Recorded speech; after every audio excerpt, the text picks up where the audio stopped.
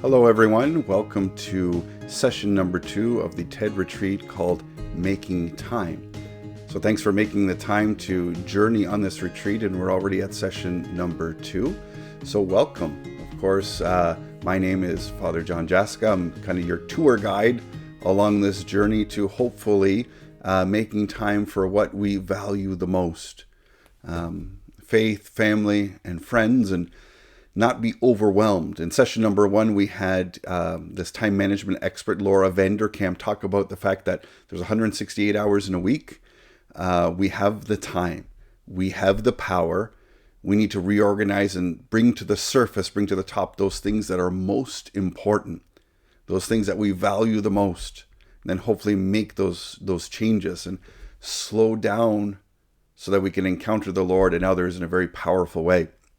So we're here for session number 2, in which we are going to be looking at a beautiful, important presentation by Dorie Clark, who is a consultant leadership expert, talking about, she in this talk talks about these 3 different reasons why underlying this sense of busyness that are challenges for us. And I think this is a good continuation from the first session, kind of looking at the surface level. Okay, we've got to reorganize our time. We got to look at different things and make those preferences. But what is also underlying that busyness? It's not just about reorganizing our days, our schedules, but it also needs to go deeper than that. And so I'm going to share just some of my own reflections of what I thought was meaningful, what I thought was important for me. Hopefully that reflects for you.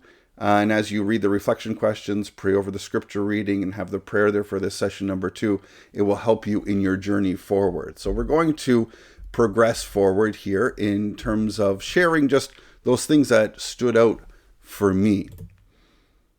The first reality is that change requires change. Seems to be a little bit redundant, but she talked about, because for so long, almost all of us have said we want desperately to be less busy, and yet we keep making choices that put ourselves in the position that we're just as busy as we always have been. And it's so true. We want to change our schedules. We want to change the time. We want to change the things that we're doing. We want to make more time or spend the time we have with those things that are most important. But for that to happen, if we want change, change requires change. So a lot of times we want to make those shifts. Sometimes we don't know how, or we feel overwhelmed that we can't.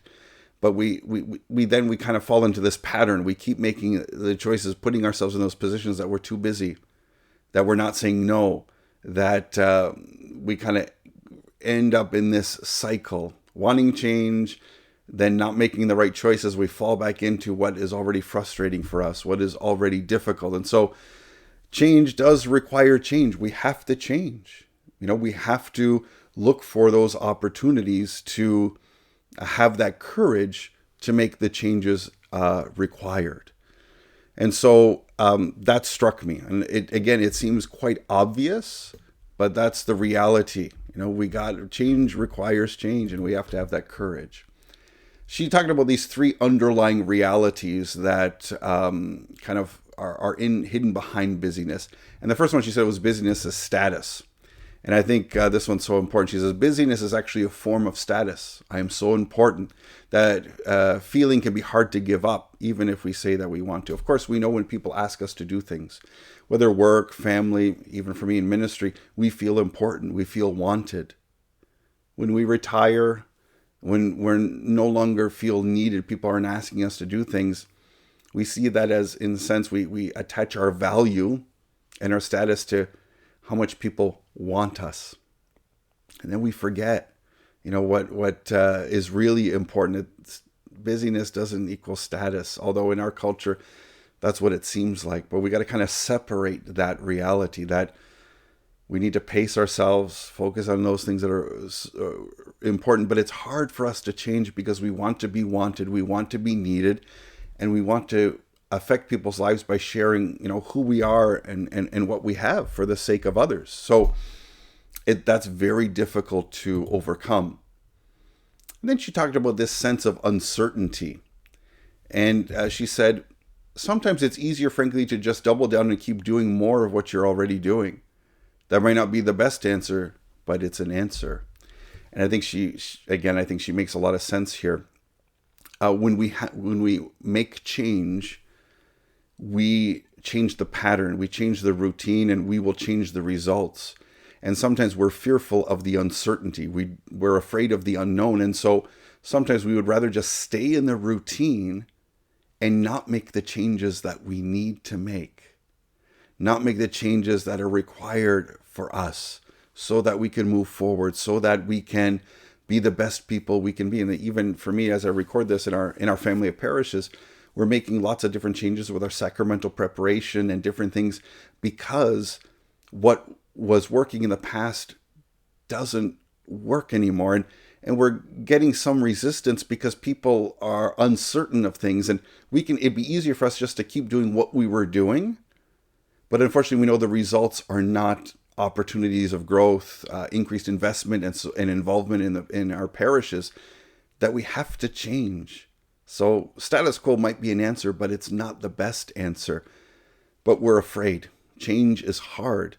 And that uncertainty creates tension, can create friction, fear, and doubt. And yet, it's something we need to overcome if we're going to change our routine, if we're going to make space and make time. And then Dorie talked about becoming numb. We become busy as a way so that we don't even have to ask the question.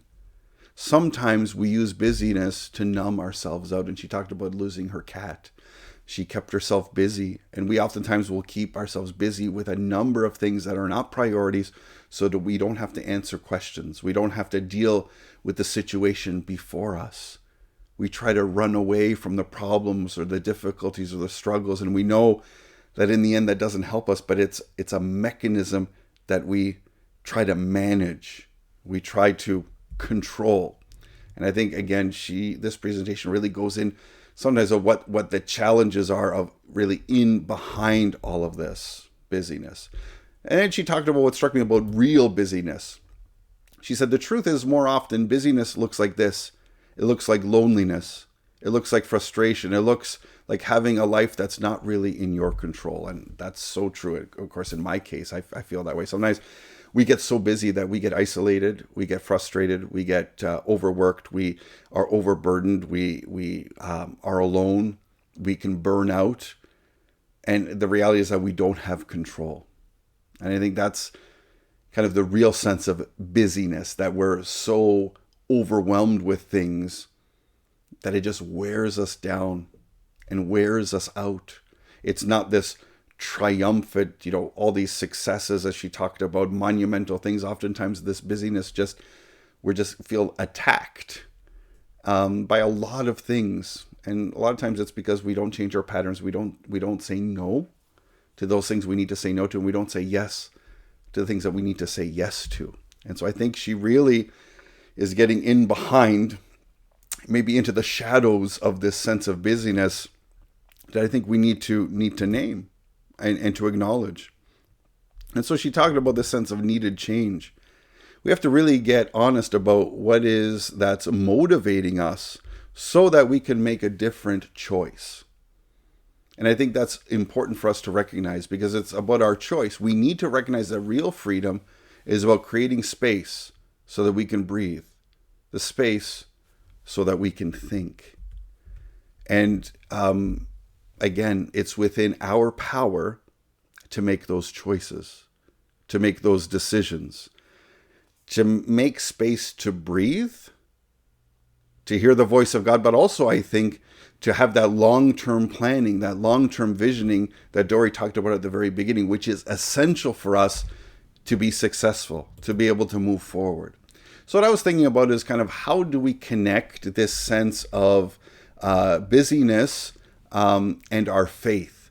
How do we make those connections? How is what she's saying connecting with, I think, things that help me create that space, to have that room, to have that perspective and vision that we need. And first one is the sacrament of reconciliation, boy, that lets us get rid of all the baggage, all the difficulty, all the struggles that are before us. It also places our reliance on God and not on ourselves. So if you haven't been to the sacrament of reconciliation in a long time, book a time. It's between us and the Lord is always there to forgive us. Takes that weight off of our shoulders. Adoration of the Blessed Sacrament. I know in London there's a perpetual adoration chapel. Here in Chatham, where I am right now as I record this, we have all-day adoration once a month. We have overnight adoration once a month as well. And oftentimes people after Mass will pray before the Blessed Sacrament, pray in the church in silence, and just be resting before the Lord. Holding a crucifix. Taking a look at and seeing Jesus, who died for us, gave the ultimate time for all time to free us, to save us. So holding a crucifix, having a statue, having religious images, but really, could help us kind of focus, go beyond, outside ourselves, but a crucifix to see this action of love. Go to a cemetery. Cemeteries are very powerful places for us to be reminded of Christ's love, of the limited time we have, but also the glory of heaven. I didn't start visiting cemeteries even at all until my dad passed away 25 years ago as I record this. Even just before recording this session, I was at the cemetery doing a service, and it's just a reminder of putting things into perspective, that we could be busy because of a lot of things, but what's more important than trying to live our lives in this limited reality that we're in? So it's holy ground, a cemetery. The Cathedral of Nature, going out for walks, going to your favorite place just to see the majesty of God. I was not that long ago, for a few days on retreat, I was in Godrich and walked the boardwalk, and just seeing the lake there and just seeing the majesty of God's grace helped me breathe. And to see that light shining as the sun set, a great reminder for us of God, and helping us breathe, and making the changes that we need, making that time for what's most important, and putting everything into perspective. I want to conclude my reflections with a quote from Pope Francis from an Angelus celebration, a talk during an Angelus, as an opportunity for us to just conclude my reflections and to wrap up my presentation. He said this: the danger to be caught up in the frenzy of doing things, to fall into the trap of activism, where what is most important are the results that we obtain, and the feeling of being absolute protagonists. There's this danger of being caught up in doing all these different things and thinking that it's us that are amazing, worried about results. And really, our faith certainly doesn't call us to that. Our faith calls us to be faithful, trust in God, and allow God to lead. And he goes on to say in this Angelus talk, July 18th, 2021, he said, how many times this happens in the church? We are busy, we run around, we think that everything depends on us, and in the end, we risk neglecting Jesus, and we always make ourselves the center. I get caught up in that. I got to do this, I got to do that. I got to slow down. I got to let the Lord do his job. I got to let others in the staff, but our volunteers, do their jobs, and to support and inspire them. And that, of course, we're not the center. Christ is the center of all things. He's at the heart of who we are. He's at the heart of our time.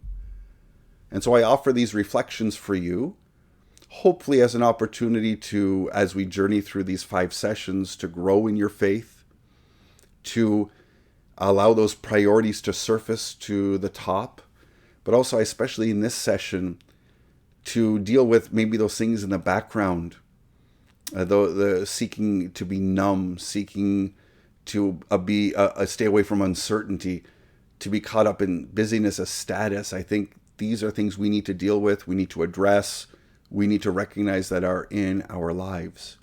So these are my reflections. Take a look at the scripture reading, the reflections, questions, Certainly take a look at Dorie's talk again, but I think we're getting deeper and deeper into where this retreat kind of keeps digging into our hearts and our souls and kind of looking at those things that are around us, hopefully creating that space that we can be those faithful disciples who seek to share the good news by serving all, especially those in need, that we make time for what is most important. God bless you, and be assured of my prayers as you journey through this retreat.